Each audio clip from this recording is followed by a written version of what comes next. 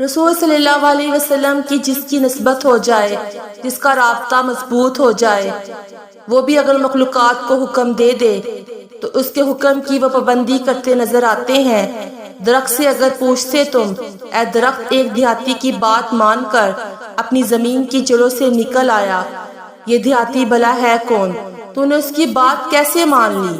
तो दरख्त भी तुम्हें अपने आलमे अरबा में गालिबन ये जवाब देते, वो कहेगा नादान तू ये ना देख, वो देहाती मुझे बुलाने आया था, ये देख के वो किसके हुक्म से आया था, जिसका हुक्म था इसके हुक्म को बजा लाने के लिए मैंने इस पर अमल किया।